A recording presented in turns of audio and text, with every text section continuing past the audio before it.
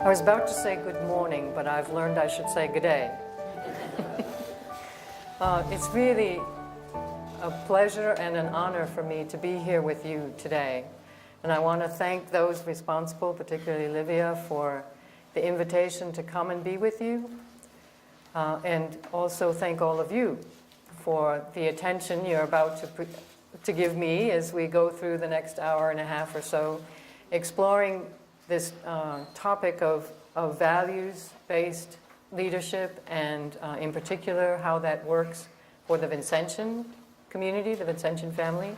And then my particular interest, which has been for over 20 years now, the relationship between spiritual development and leadership development. That really became a question of mine as I moved into religious life and moved into working with organizations and found, shall we say, a little bit failing. You know, we could be doing a little bit better. So I began exploring what that might be about, and came to the conclusion that it really was what was missing was there was so much focus on the to-do and the task that even among religious women we had lost to some extent the idea of the underpinnings should be the spiritual growth and development of people. And then in 2008, when I was invited to come to work at DePaul University, and I was told that my task would be to be involved in the leadership development within the Vincentian family, and then I explored how many people that would be across the world. I thought, well, that should keep me busy. So, and one of the really hidden treasures I've found in that experience has been the society. You know, I really am coming to see. You know, you find yourself in Melbourne, Australia, and you're asking yourself, what does God have in mind here? You know, why am I in this place? And I really believe it's because you are this amazing gift to the church. But no one knows, you know, the quiet work you've been doing for centuries. And I just think that if there's anything that I can do to help you, and if there's anything I can do to help spread the message about you, I'm certainly happy to do that. So again, thank you for allowing me to be here today, and let me share something with you that I have a great passion about. And as one sort of housekeeping thing, you should have in your packets a couple of sheets that I'm going to refer to. One is, at the top it says Understandings of Leadership, 1920s to 1990s. And then there's another one, Activity Leadership Shifts. So you should pull those two out, and we'll be working with those as we go along. And I'm hoping my approach to this is in a sense, conversational. You know, I'm not here to give you a lecture, necessarily. I'm here to share with you some things that I've found helpful in talking with people about this whole question of Vincentian spiritual leadership development. And I'll just say one more thing. I was very happy to discover Vincent because I think he's a powerful example of what I'm trying to talk about.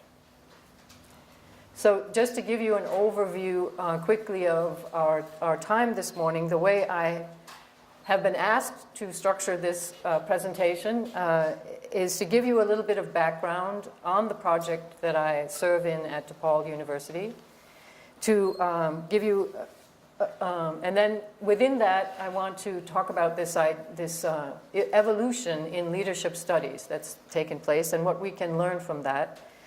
Take a brief look at the DePaul course and workshops that we've been developing, and then move into what I really want to talk about, which is this whole idea of exploring the relationship between spirituality and values-based leadership. And then to put that in the context of Vincentian leadership development and what we're doing here with the collaboration with Victoria.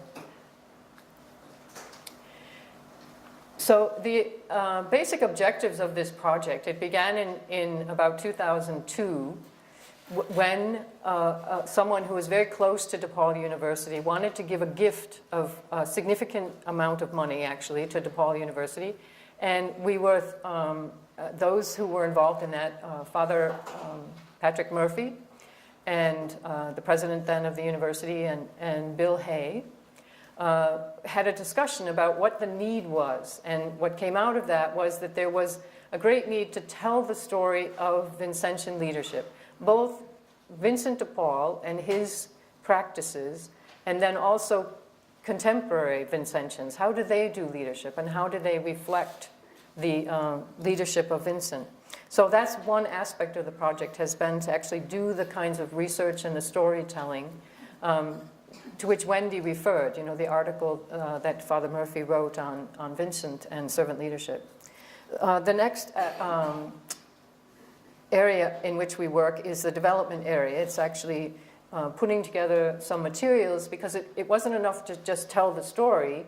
It's now, okay, now you have the story, how are we going to train people using that story? So training, developing the materials, turning them into educational approaches, and then, of course, finally, networking with the family members and also other people working in the service sector, you know, in order to bring this wisdom to them. So that's the basic overview of the project.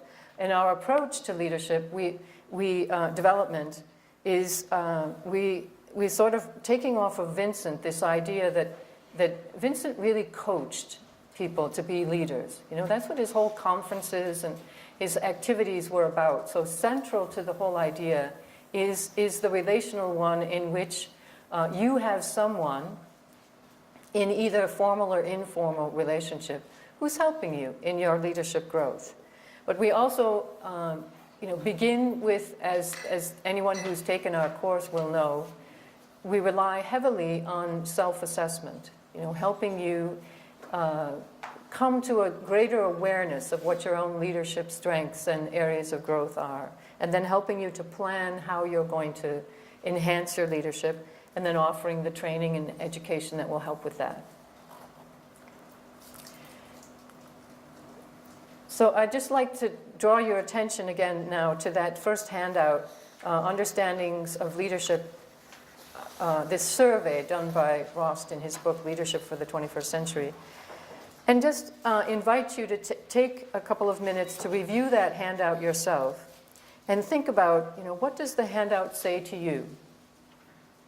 Again, this is, you know, a survey of what's been going on in leadership studies over the 20th century, and the insights that have come and the movements that have taken place.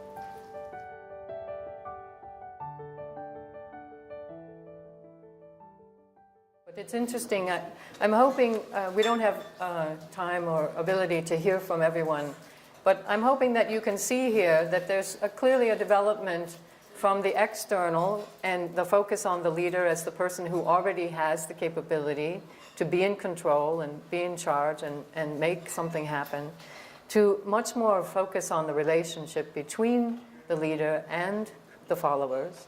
And then this, into this steps Greenleaf in the 70s, and saying, no, it's actually all about what's going on inside the leader, you know, and how that influences what goes on in the relationship between the people, right? So I'd be happy to talk more with you about that, but I just wanted, again, to give us a context so that we have the larger picture, which is part of what I'm trying to do with leaders today too, is in terms of that wisdom as leaders is helped by seeing this bigger picture. So out of the possibly thousands of ways to define leadership today, I'm going to use this one, which is my favorite, and define leadership, therefore, as this process whereby an individual influences a group of individuals to achieve a common goal.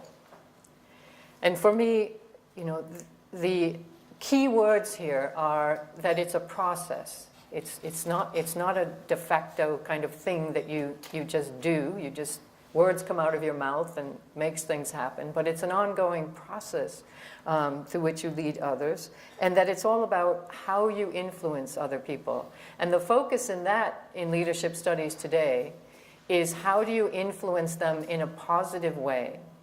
And you might have noted too on that sheet that there eventually became a major influence or major understanding that leadership is about change. You know, it's like if you just want to maintain the status quo, you can bring somebody in to manage the status quo. But if you're really bringing in somebody to lead, it's like, how can we go the next step? How can we do the more, as Vincent always wanted to do? You know, how can we do the more? So it's about influencing the group in a way that's positive and brings about change to achieve this common goal. So right from the start, there has to be some kind of process going on that allows for the group to have buy-in to the goal where we're going, because it's got to be this common goal.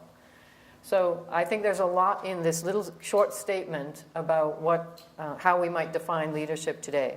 And with that as a definition in mind, our approach at Vincent on Leadership, the Hay Project, which I'll say has that long name because the family, the Hays, are the ones who gave us the money. So the university wanted their name in the title. They wanted Vincent's name in the title. So we compromised and came up with this long title for the project. And so our first point is that leadership is this relationship. You know, if you're not able to create healthy, trustworthy relationships with people, there's no leadership that's going to happen. And then this idea that leadership is everyone's business and leadership development is self-development. So what more can we say about those?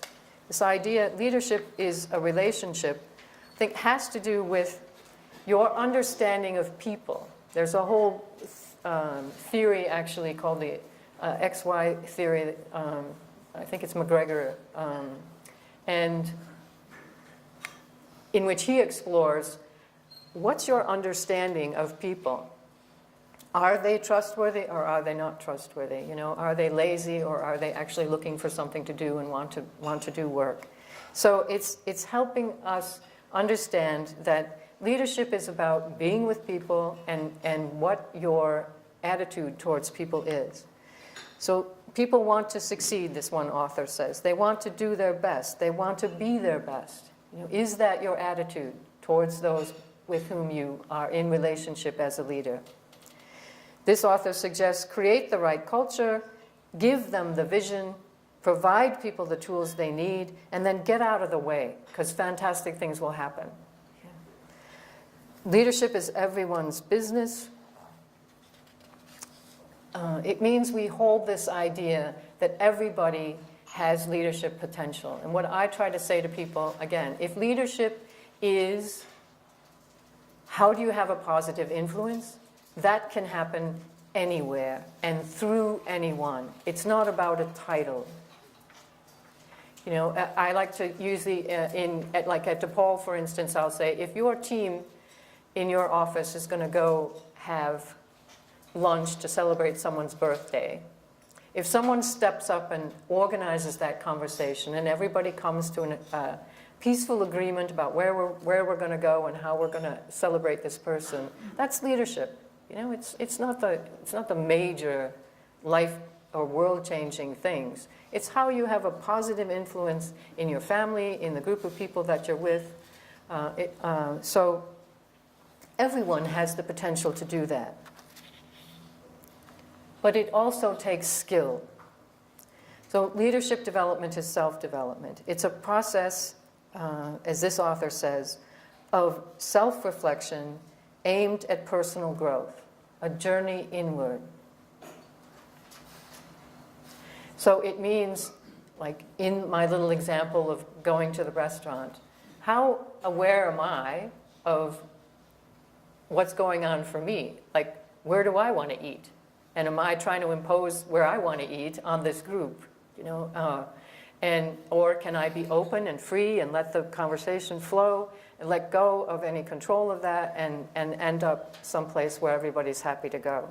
So it's that inward self-awareness, which I'm going to say a lot, quite frankly, about.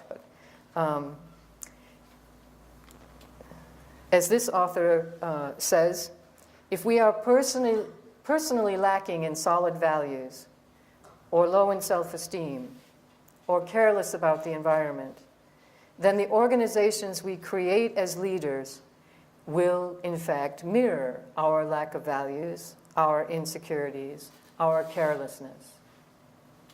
And you might just take a moment to think about a time when you might have been in an organization, not the society perhaps, but someplace else, where the leader reflected this, and you could see how that happened. I once spent a short time in an agency that was working on homelessness and providing shelter for people. And it was clear that the leader was not the best person for the job. And it believe me, it impacted everyone's ability to function well in that organization.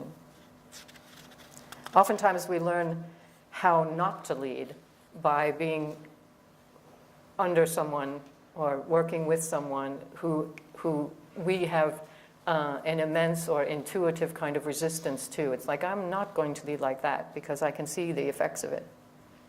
Life gives us those little lessons every now and then. So as a result of this way of thinking about leadership, we moved into developing our course, which we at first held at DePaul University. And then I came along and decided I wanted to reach more people than who were showing up at DePaul. So I moved it to the online format. But in designing this course, and I have to say that this first course was, for the most part, designed by the people who came before me in the project. But starting out with how do you create this cooperative learning community? How do you help people engage in this self-exploration in a safe environment where they feel that they can actually look at themselves and then be willing to exchange with one another how that's looking for them, how that's going for them. So how do we create this cooperative learning community? We look at the different challenges that people are facing. We look at the different values-based models for leadership, which there are quite a few. Certainly servant leadership is one of them. We look again at contemporary challenges that people are facing in governments, in the governance of organizations, diversity and multicultural issues, ethical issues. I take an approach to ethics, which is looking at it from the inside out again. I don't believe that a code of ethics on the wall is going to keep people honest. How to do time management, looking at our various intelligences and how we can apply them to leadership, coaching. So these various topics are part of level 1. And I designed the course, quite frankly, with it in mind that people aren't looking for, these people who are going to take this course are not looking for a degree in leadership. They're looking for help. They're sitting behind a desk and they need to know how to address the challenges that they have right now. And I'm pleased to say that I believe that's the overall impact that the course has had. The level, then I went on, finally when I had some time, to, with the help of people who had done the level 1 course, some companions of mine at DePaul and outside DePaul, who are helping me with this, to develop the level 2 course, which is really the course I wanted to develop. And I found that I tied it to the DePaul motto, which happens to be translated in English. It's from the book of Proverbs. I will show you the way of wisdom. And I actually went to a luncheon where the president of the university, Dennis Holzschneider, spoke, and he raised this question, how at the university are we living out the motto? And it raised in my mind the question, well, what is the way? I mean, how do we know what the way is? Where do we look for insight into that? So I constructed this level 2 course by focusing on that and looking for definitions of what do we mean by wisdom. So in the beginning, we look at, cultivating wisdom as a leader. And I'll briefly say that, as I mentioned earlier, one of the aspects of and definitions of wisdom leaders is that they take the bigger picture. They understand what's going on in the organization in a holistic manner. And I believe that also means that we need to look at what's going on internally for people. So I have a module in there that looks at really human psychological and spiritual development, both individual and organizational. And then this whole idea of not just servant leadership, but transformational servant leadership. And then some other of the major theories that are out there floating around now in terms of systems thinking or adaptive learning or leading effective teams. Some of these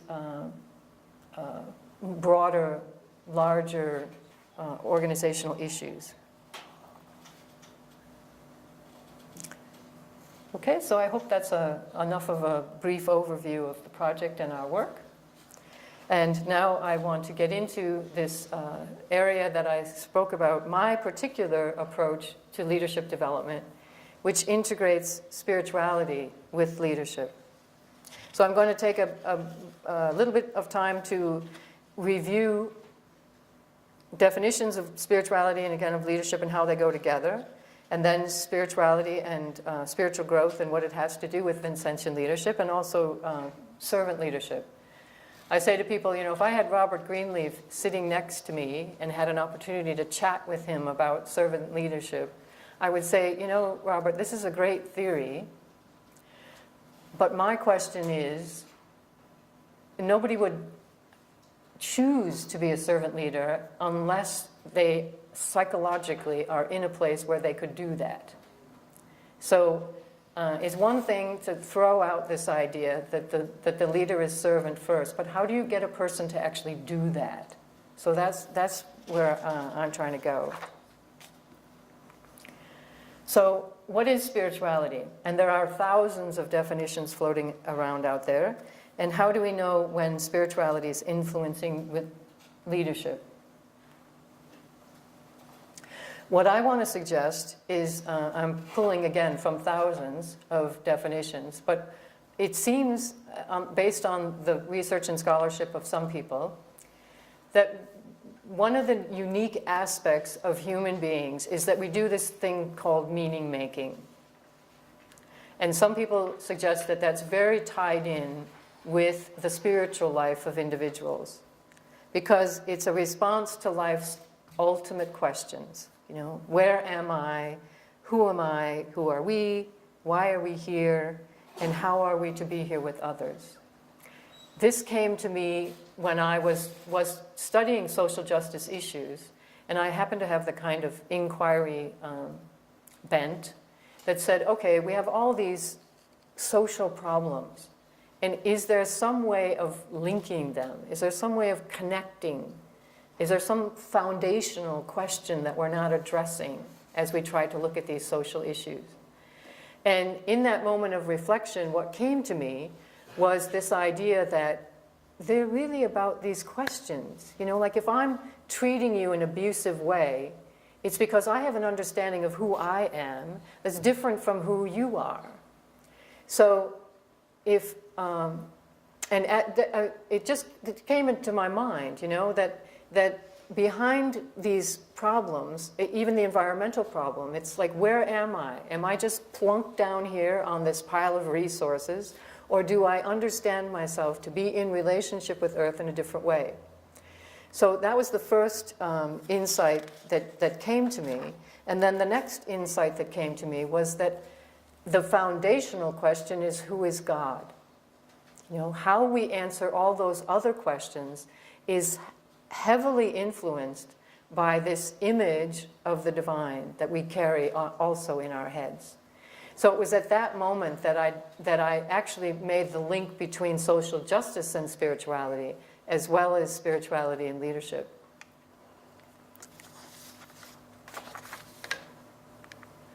So this idea that there's a connection between spirituality, between meaning and values, is an important piece of this. And this I work with a gentleman named Ron Nazer at DePaul. We've had actually a long relationship even before DePaul.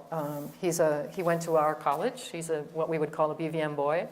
But he defines a value as any belief, principle, or virtue held so deeply, whether that's consciously or unconsciously, that it guides our behaviors, decisions, and actions.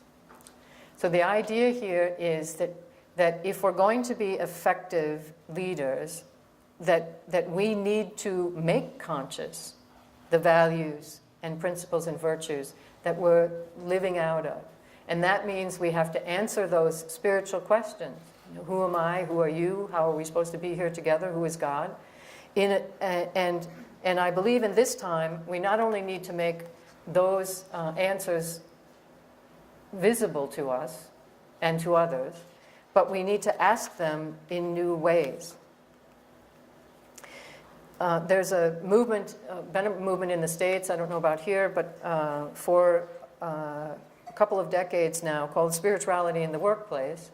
And they pick up the same kind of idea, that an organizational and spiritual awakening is currently taking place.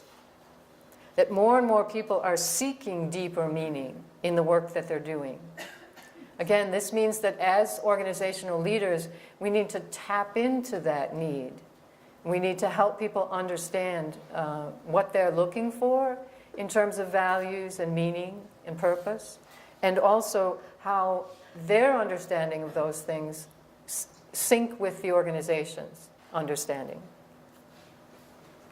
This is connected to, especially for the people in the younger generations now, this desire to make a difference and to support a worthwhile vision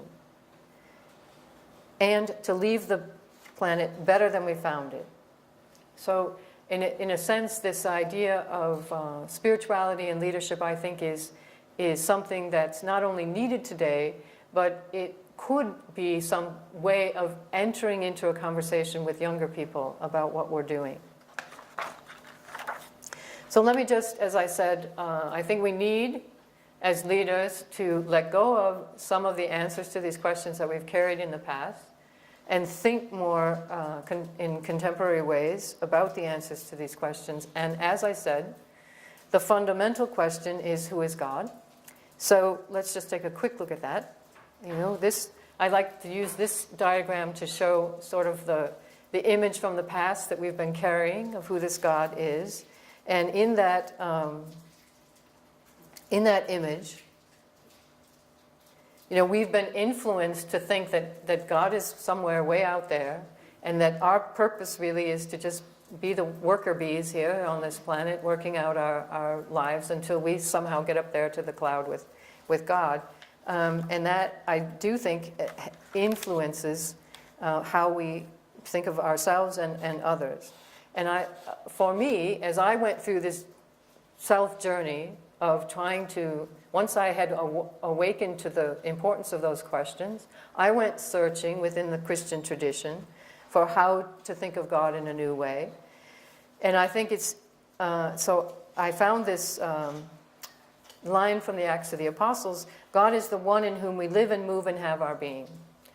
And again, if I go as a leader from this previous idea of God to this more all-inclusive idea that God holds everything and is both greater than everything but within everything, then as a leader, I have to be attentive to the voice of God in each person I'm connected with. You know, that I have to, when I bring a group of people together to have a meeting, you know, I have to be in a place myself where I understand that the Spirit may be speaking to me in any one of these and through any one of these people who's here. And there's an absolute power and energy and synergy that happens when you make that shift and open yourself up to the Spirit speaking in other people. The question, where are we? Of course, we are the first generations of humans to have the Hubble telescope and other things. But I like to just quickly say to people, when this question comes up of trying to rethink where we are, this is something that humans have done for centuries. And this, it's on the screen in the back if you can't see it well enough up here from the back, but this is a little image of a depiction graphically of the early Hebrew understanding of their reality. And when you come to study this, the really fun thing about this is that, you know, the early Christian or Hebrew story defines reality as, again, heaven is up here and we're down here, and in between the two is this upper layer of waters. And the upper layer of waters is held up there by this dome that has little windows in it, you know, and the little windows occasionally open and the water falls down. You know? I mean, that's how they explained rain. And so it's, as you go through these images, and I've collected a number of them, I'm only going to share a few today. As we go through this, you get the idea that it's the technology that they didn't have, or that we do have, that has really caused the shift of our understanding of reality. These two images are models from Ptolemy and Copernicus, and in one you have the Earth at the center of, you know, everything, and then you have a shift because the scientists begin to recognize that no, the Earth isn't at the center of everything, the sun is, and that the planet revolves around the sun. A mind-blowing, you know, realization. But the fact that we have a new vision today is not something new. It's been happening for human beings as they've developed technologies. And one of the serious things we're contending with nowadays is this idea of the mechanistic worldview, which some scholars say developed with the advance of the scientific industrial revolution. And there really was this mental shift into thinking that all the world was a machine and operated like a clock, and that God had just set this clock running. And the really damaging part of that in my mind is if you're thinking like that, you're thinking that people are like that, then you're thinking that people are merely just parts of the machine, and if this one isn't working, I can pluck it out and replace it with a new one. Our contemporary worldview says that this is where we are. We're on this amazing planet. And I think this is a mind-shifting, paradigm-inducing image that came to us as a human community in the 60s from the astronauts who first flew off the planet toward the moon, in a way that we are still trying to cope with, and the implications of which we're still trying to deal with. We're also understanding that that planet is a wonderful habitat for life of all kinds of diversity. And so these kinds of things, I mean, I'm trying to get at the idea that these questions are behind the choices that we're going to make as a leader. They're the key to the values, beliefs, as Ron Nazer said, that the principles, the beliefs, the understandings that are behind the values that we choose to make decisions out of. Who are we? You know, again, if this is our view of humans in a mechanistic worldview, is that all you are is 2 legs, 2 arms, and a head that walks through the office door to do the task that I have assigned to you. Well, I'm here to tell you that that is a very simplistic definition of what it means to be a human being, and we're coming to understand the beauty and complexity of what it means to be human in fascinating ways that have major impact on how to be a leader in the workplace. But I just want to point out Vincent's answer to that. Who are we? You know, Vincent saw Christ in the rich and the poor alike. So again, it's this idea that we carry within us an image that says every person who walks through the office door carries the divine within them and is beloved of God. And so that has to have an impact on how I'm going to treat that person. He saw all people as belonging to God and to one another. That's a key piece as well. Why am I here? Oh, I forgot to take the Chinese. I give this lecture to Chinese Catholic priests and sisters. I forgot to take the Chinese off.